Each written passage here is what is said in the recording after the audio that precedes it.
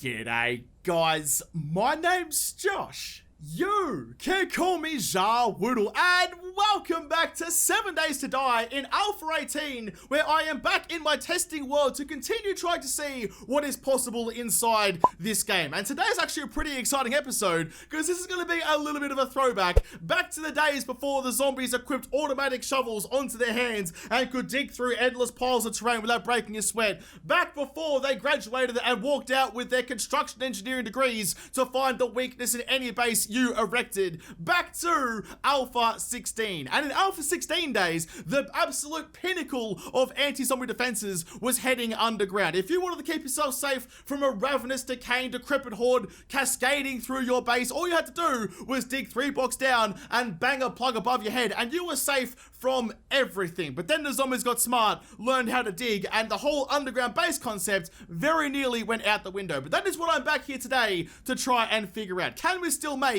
an underground base in Alpha 18 that will stand up against a zombie horde? I've got some ideas I think are going to work, but it's going to take some building. But before I can head out there and start building, I need to head into, the MVP Tower and the Hall of Legends and thank another group of superstars for making all of this possible. And today, we are actually initiating another MVP onto the Board of Honors. So today, we are welcoming Rog60 or Mick L. Thank you very much for all your support. That is your place up on the board there. But to go and see the rest of the people, we need to take shortcuts through the MVP Tower and head the shorter and shorter distance to the end of the Hall of Legends. And the other people getting thanked today are Robert M and Jens G. I would say Jens G. I assume it's probably like a soft J, like maybe a Jens G. I'm not sure. Once again, I am butchering the language of every other country. I can barely even speak Australian. I'm not sure what you expected from me. Alright, with that done, let's go head out into the wilderness of the park and see if we can find somewhere good to build. Let's build an underground base entry. First part of an important base is your entryway. So I'm gonna have to build that one first and see if I can make that safe. Now, I actually really like the idea of hiding an underground base entry inside some rocky outcrops, kind of like this, to kind of disguise it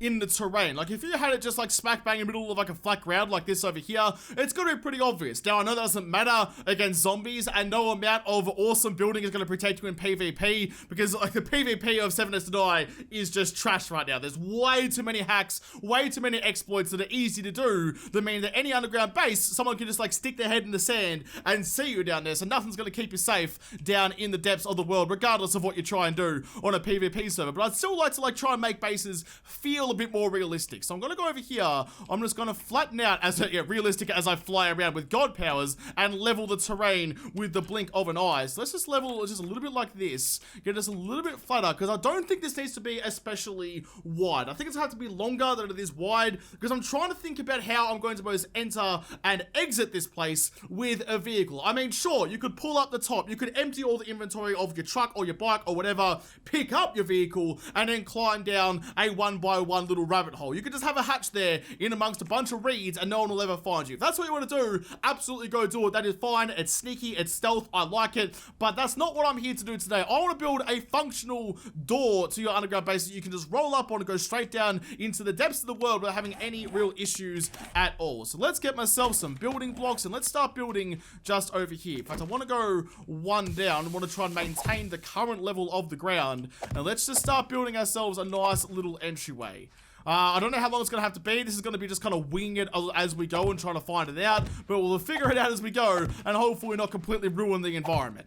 So I'm just going to start with something like this. So this is, it's got a 10x4 block gap in the middle of it. So the outside is what, like 6x14, I suppose? No, 6x12, I suppose it'd be. Just because that's about the right size for a truck. If that's the biggest vehicle, I mean, I'm not going to build something for a gyrocopter. Why are you trying to fly a gyrocopter underground? I'm not quite sure. This isn't freaking Mission Impossible 1. You shouldn't be taking helicopters underneath the dirt. So that's about as wide as it needs to be for the widest of the vehicles. In fact, let's just leave our 4x4 out there. We'll need him later. He can just sit there and watch what we're doing and look at me build his future home. So I'm just going to empty out the middle of all of this. And the way that I'm kind of thinking about it, the way that I want this to work actually comes from the recent discovery we got over here at the Infinite Loop base. Now, the base itself did not work for me. What did work for me is a way to reverse the power. So to have the power be on, but the doors be either closed or open depending on which door you want. So like most of the time, time with the new power doors, if you turn the switch on, it opens the door, which is great for a lot of uses, but not for some of the uses that my ridiculous soggy noodle upstairs decides it wants to come up with. So now that we have a way to invert our power, that's opened up, that's a great pun, actually. It's opened up a lot of doors for our opening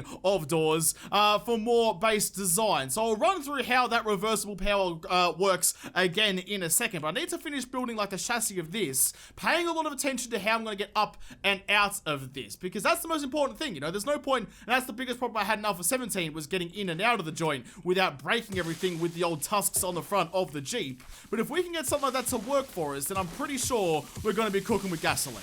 I've kind of forgotten how small the gap needs to be to fit a 4x4 through, so I've just put a couple of arches here just to test it. Oh yeah, okay, so I thought it was the lights that hit, but it's not. It's the exhaust pipes on the back that get yourself wedged in there. If those didn't have clipping, then a 2x3 hole would have done the job. What about the 3x3? That looks like it will probably fit. Yes, it does. Well, if that fits, then the 4x3, which is definitely bigger, will probably work just as well. I quite like the bigger gap though. I quite like how like luxurious and spacious it feels, because imagine driving through a tunnel that's literally the size of your car. That would feel like being one of those little like packages inside a pneumatic tube just getting flown around. It would not feel good at all. And it's like people who build a house in Minecraft that's only 2 blocks tall, so you're scraping your scalp, giving yourself a nice bald spot by scraping along the ceiling all the time. You gotta build your house 3 blocks tall. I'll probably build a car tunnel 4 blocks tall, just to give myself a little bit of headroom and enjoy my life down there a little bit better. It's already claustrophobic. We don't need to make it any worse. How is there 2 Jeeps here now? I picked you up before. How did...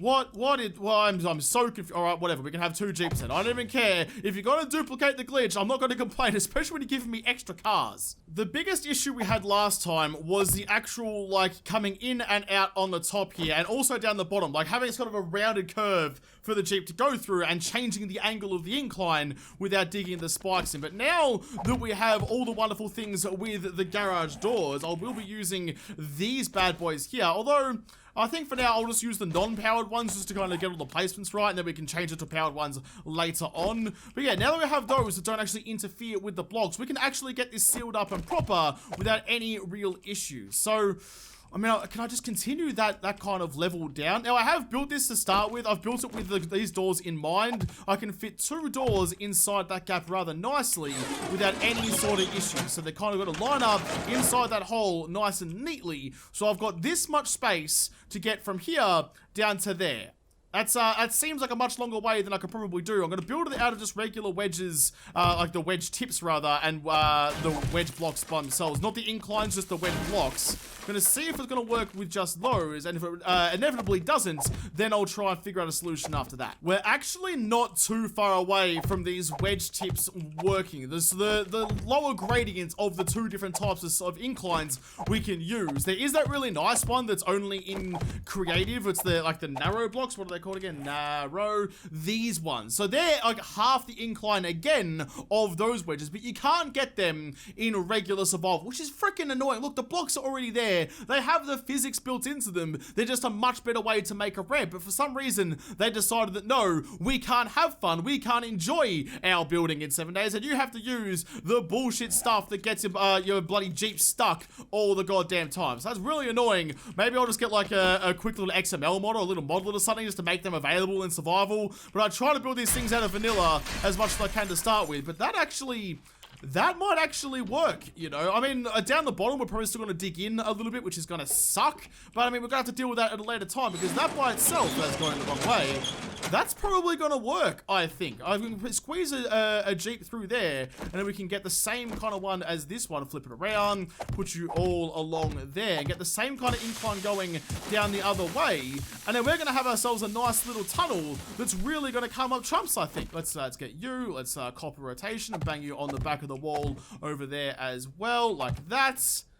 That should be fine. That's going to be big enough to fit a car down. It's going to be big enough to cover up with not a drawbridge, a garage door. Oh, we might be onto something here, lads. We might really be cooking. Look at that. I'm actually so incredibly stoked with how well that actually turned out. The level of incline on those blocks is just perfect enough. The ratio is just perfect that you can get down without bonking your head on the top, and you still got a nice spacious kind of tunnel entry. So you cruise up on your Jeep, and I'll show you the biggest issue I was talking about before. Look, I scuffed my axle there a little bit on the entryway, but that's okay. I can fix that with some sheets, but down the bottom here, if I get out of my my view to steering so I can actually see the front a little bit, when you get down to the bottom, you normally just boof your spikes right on that bottom there. So you take a little bit of speed. Yeah, see, and you start damaging the floor, which is no good for anyone. It's not good for your Jeep, it's not good for your floor. Then you gotta come out here every couple of days with a hammer and some resources and repair the floor of your base. And that's no fun in anyone's book. I'll just finish off the floor now that I'm talking about it, all the way out to there. Now, I'm not gonna go much further with this bit just for now. Like, I mean, you could go as far down as you wanted to. You could even convert this into the regular ramps, let's go back to stainless steel, the regular ramp, but I feel like that's just doesn't bode well for, especially like the weaker vehicles. You'll go up that so slowly that it won't really be any fun. You'll spend half your day trying to slowly bunny hop your way up the goddamn entry ramp. You will never actually get anything done, and that's just no good for a base entryway. So I'm going to keep it with just the regular wedges for now, but only go that far for the moment. That's enough to just kind of test the design and make sure it all works.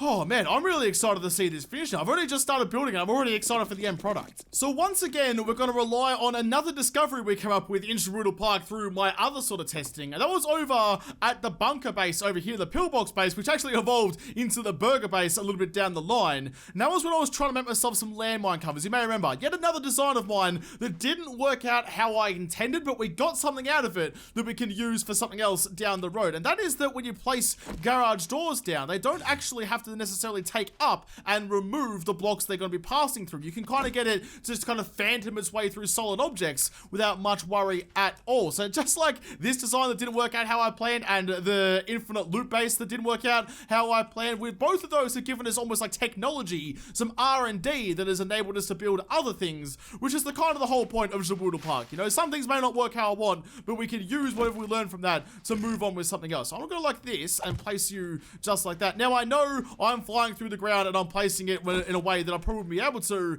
in normal survival. But there are ways to do this kind of thing if you wanted to. You could just like kind of dig down on another area and then place the block, then fill it back up again. That's always an option. Or you can do whatever you want to do, but if you can get the placement right, then you can place your garage doors like that, and the actual ground around them will not be removed, except for the one little block just down there, where the actual like placement is in the center and 3 blocks down from the top of it. That's where the actual like block itself lives, so that one will get removed, but everything else will be there. And just like that, if I had to place them the right freaking way, Josh, you absolute nonce, then you would have had yourself a lovely little covering. So let's quickly flip that around like that and like that. Flip it around again, get rid of you. I have seen a lot of people in the comments complaining that there's no way to tell before you place what the orientation of those doors are going to be, and I agree. It's really bloody annoying that you never quite know for sure what you're going to be getting on the other side. But now I've done that right. Look at that, got that all nice and closed up, close you up on this side too, and I've placed them too far apart.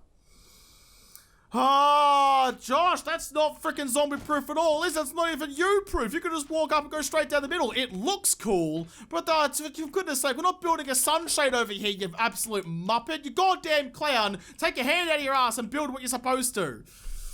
Oh, why didn't I think of that beforehand? See, even I make mistakes sometimes. When I make a mistake, it's really fucking obvious too. Damn it! Probably the most annoying thing about all of this now is that now I have to use some bloody sheets to kind of cover up where these doors are going to go. So we go like that to get that all covered. And can I fit another one down there? No, it's going to overtake a block. That's okay though. And we're going to place you on the inside like that. There we go. That should have worked. It did. It also got rid of my blocks up the top, which is equally as annoying, but also something we can deal with. Just have to go through and place all the blocks back down again.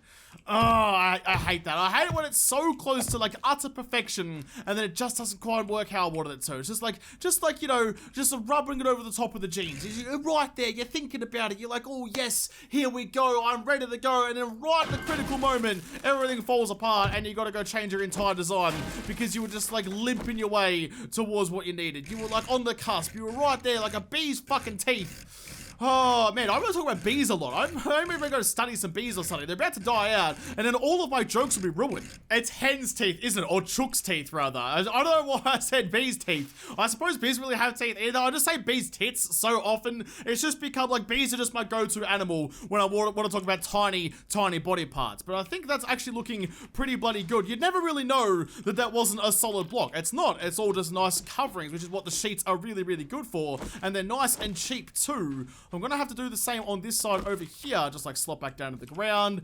Need to go here first and quickly put some sheets up on there so I have something to place it against, like that. And then spin it around, place you there, and get rid of you, and place you there. That should hopefully close it all up nice and evenly. Yes, it does. Alright, look at that!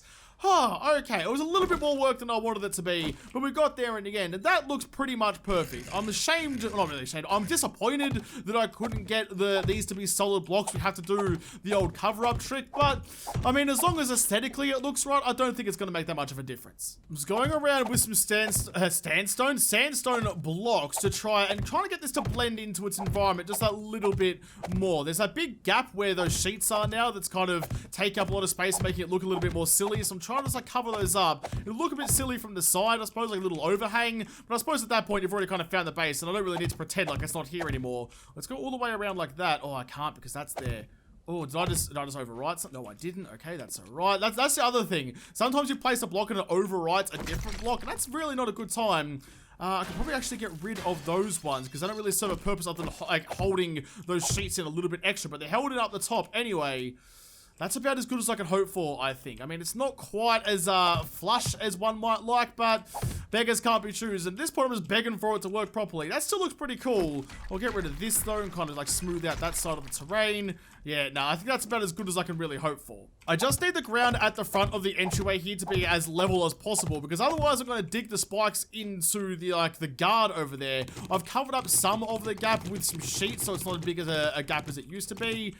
Still not great though, it's still not quite flush, which is always so frustrating. It was so close, so bloody close. What about, can I like place another one? Will that, if I go like one block further out, will that make it look a little bit better? It looks like it's going to. Let's just go all the way out to there. There we go, that looks much more flush, it looks much more better. Not quite on the side, but I suppose we could just go like this and like fill that up. It's midday and it's making midnight noises, which always confuses me. The game never really knows what time of day it is, but that's okay. Paint all of those to look proper, and then just like that, we're almost ready to go. It's a little bit bigger than what I wanted to. It's not quite as subtle as I was hoping, but I can also just go like across like this. It is going to give us a bit more of a trench there, but that's okay.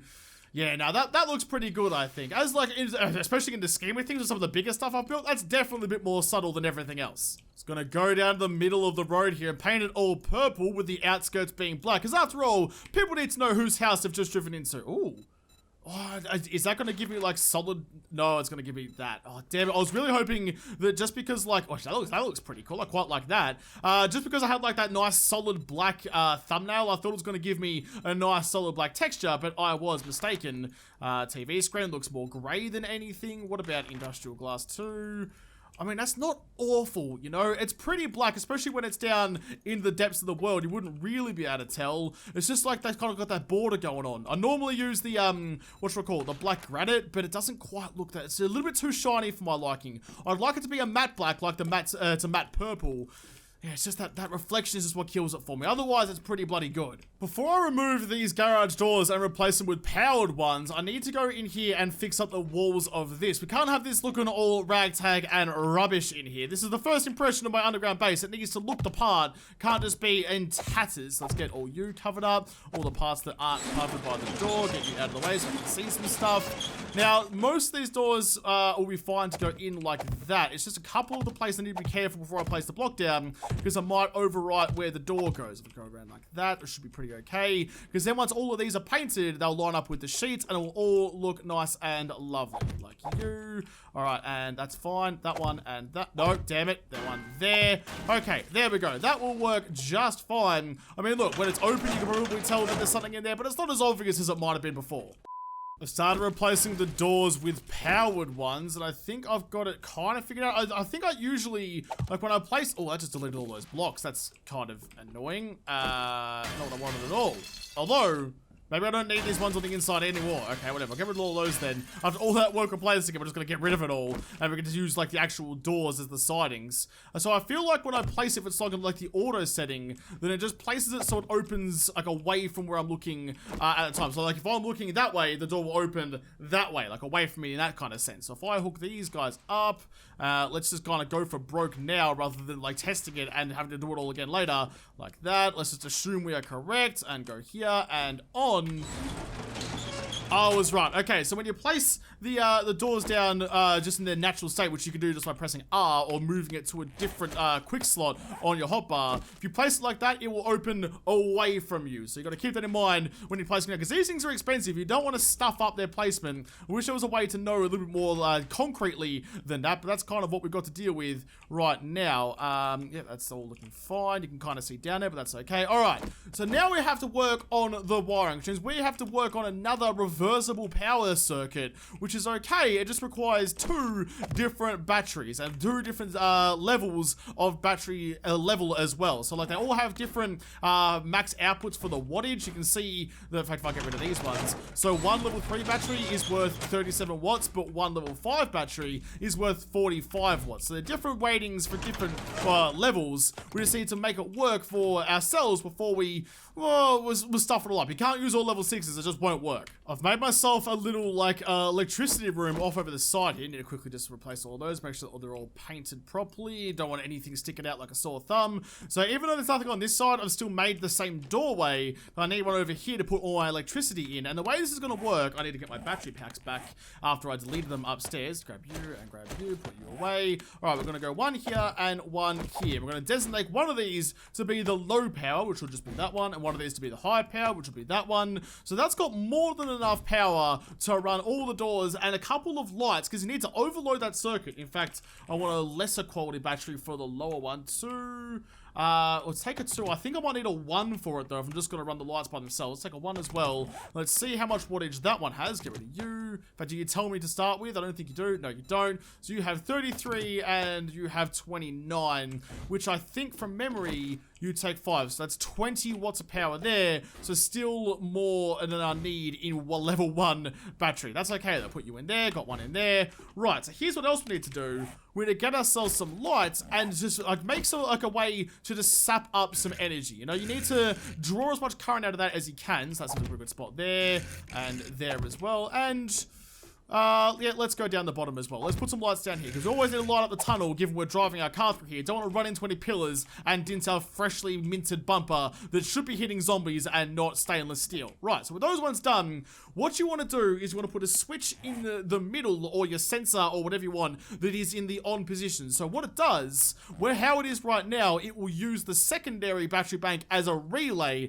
but then if suddenly it's overloaded, it will switch to the next battery bank that has a higher power source and run that one instead. So if we overload the first one and we flick a switch on in between, it will turn off the first one and run the second one. If that's awfully confusing, I completely understand. It's much better to see this in action than me trying to explain it. So that's how it's going to work. I'll build it and I'll run you through it again so we can all be on the same page here. Right, everything is wired up, so let's just turn this on and try it out for size. So what have we got? We're running 10 watts of power, which is definitely more than it should have been, although that's because all of the, there we go, it turns them on. What happens when everything turns on, actually? Can I get you to look at me, please? There we go, and just to get you aimed down this way where you need to be. I'm also running this for the first time with the 2 motion sensor switch. So like what I have on the Hall of Legends, if you have the battery power hooked up into one motion sensor, then from that one directly onto another motion sensor, then if either one of those sees you, it will then send the on signal down the line. So I haven't tried that one working with the dual battery pack before, but I guess we'll figure out if that works right now. So let's go up here and get you running as well. So there we go. If I roll up in my 4x4, this should see me there as well. Right, okay, so how are we looking when this is all on? Can I reach it? Can I have a look what it's running? No, not going to do it for me. Dang, but it's definitely going to be overloaded because each one of these lights is 7, and so it's 20 up there, and then the 28 there, so it's 48, not including the sensors. So it's definitely going to be overloaded to start with. So all I need to do now is get the doors closed to start with, and then have the sensors turn it off so the doors open for me. Alright, it took some tinkering and some tankering, but I got it working as it should do. So right now, the doors are closed and everything is nice and safe and secure downstairs. But I haven't got the motion sensors hooked up right now. What I do have, just because it's easier to deal with when you have a switch, is this switch here. So right now, power is off, or like the sensor is off. So at this point, the motion sensor wouldn't be seeing anything, which means the doors are closed. But if I roll up on my Jeep or moped or whatever I'm cruising around on a day and turn the motion sensor on, the doors open up. I come out here, easy breezy, head off into the wilderness, off on my next adventure, and the doors will close behind me as soon as I'm out of sight of the motion sensors. So that all works lovely dovely. To get this to work, it's a little bit complicated. You kind of have to do a little bit of math to calculate how much resistance, I suppose, how much wattage, how much draw you need to get the right kind of balance. Like before, like this light here isn't connected anymore because it was too much draw and it was leaving one of my doors unopened. For example, if I connect this up, then I do the rotation, turn it on and turn it off again.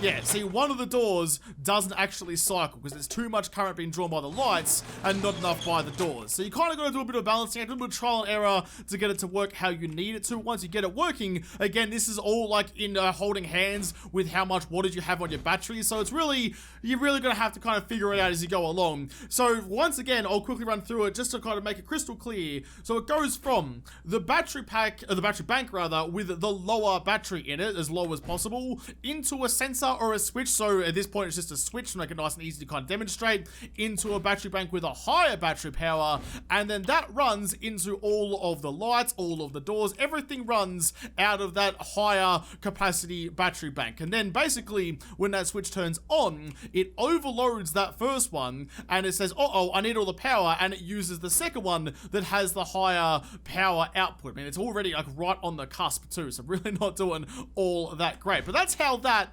actually works. That's how it's working for me. That's how it will work for you. Relatively simple once you kind of visualize, at least for me it was. The written and the verbal description of it was just confusing as a bowl of soup. So not really great if you're trying to get it to work. And what I want to do now is see if it still works when I connect all the motion sensors up. So the lower battery into one motion sensor, that motion sensor into this one to get the double on, and that one into the higher battery bank. Where are you? Down there, into you. So now we're bypassing that switch completely. How we're looking? I'm here, the thing sees me, it's open. If I duck through the walls, so I can't see me anymore. Doors close. Wonderful. All right, well, let's test this out with our truck then. Let's go out into the wilderness and have a wonderful time. I'm cruising around doing good things, and it's time for me to come home. I'm gonna drive the thing properly. There we go. I cruise up to here. It sees me. Doors open. I go down inside. And once, oh, well, I'm not going to be able to view with that camera at any point, am I? So let's quickly go and just, well, I don't know, actually. Can I turn you off? Can I go here?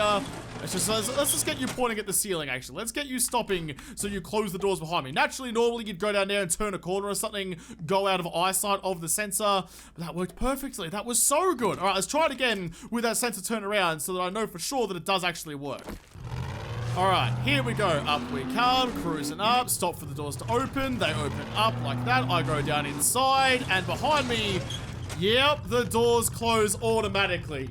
Oh, I'm so glad that works. I'm so glad. You can work on the timing, like you can adjust the timing of those things as much as you want to get it so that basically the doors will spring open as soon as, like, you don't have to slow down at all. If you get that time just right, you can come in full pelt and come down here without any worries in the world whatsoever, and the doors will just open sesame for you, easy as you like. What I will do though, is I'll go here, I'll go power duration, maybe just like 3 seconds, just because I don't want to be coming down here nice and slowly and have the doors cut off my head. That would be a really bad time. But then coming up the other way, I might have to dig this tunnel out a little bit more so I can kind of hide myself from the sensor. It'll also see me open and I'll come out, like if I go like this and get you to look at me again, that should open up the doors. Yes, it does. Okay, so the double on sensors works, the reversible power works, the garage doors work, everything is coming together in a little zipper of fuck yeah.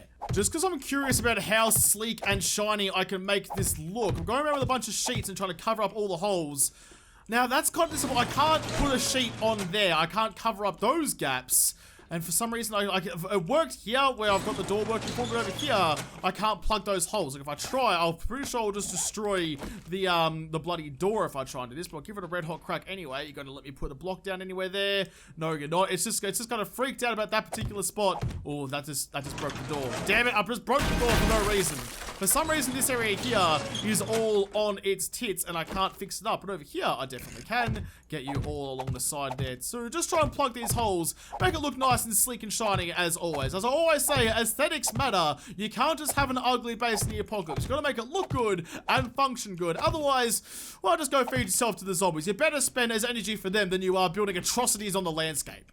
That has all come together absolutely perfectly. I'm freaking stoked with how well that all works. Look, I'm here, the camera sees me, everything's good, but as soon as I duck out of the way, or if I go up to the sky, it all closes up. Oh, it saw me at the last second. I was going to redo it in a second. Look at that. All closes up. No zombies getting down there. Nice and secure, easy as you like. I'm kind of curious, though, if I bang my truck back down here, if I can get the right spot, please. Oh, for goodness sake. There, right there. There we go. If I get that there and I jump in the truck, do I still bang, like, the tusks of the truck on the ramp as I go up? Because maybe they've patched that out for Alpha 18. I mean, it's smoother than it used to be. I come out here, we're all good. Yeah, it used to really get like dug in there and it was no good for anyone. You kind of got stuck there and stopped in your tracks. But now you definitely get up there a little bit smoother than you used to. Why aren't you closing? Am I still inside or something? Am I confusing something? What's going on? You okay there? I don't really know. Oh, no, there we go. Okay, so it pops open again. Every time I go back in the camera lens, it pops itself back open. But look at that. That is perfect. I'm so happy with that. That's worked out so much better than I thought it was going to. I had an idea in my head from like back when I first discovered the movable garage doors, but I couldn't invert the power signal to get this to work how I wanted to. But now I can. Now you can have a closed up door, a flat door for you to use on whatever you basically want to build and open it up when you need it to. That's so good. I'm so glad that works. Right, okay, so that is the underground base entryway done. There's a lot of other things that are going to go into this. Is going to be like a series, this underground base, because there's lots of things I want to put together to get to work out the best way that I possibly can. So I'll have to come back and continue to build things for my underground base in another episode, because this episode is done. So thank you guys for watching. Most of all, thank you to the patrons of Patreon who made this episode possible. If you liked, make sure the like button down below, subscribe to this channel, follow me on Twitter. If I don't talk to you there first, I'll see you in the next episode. Have a good one.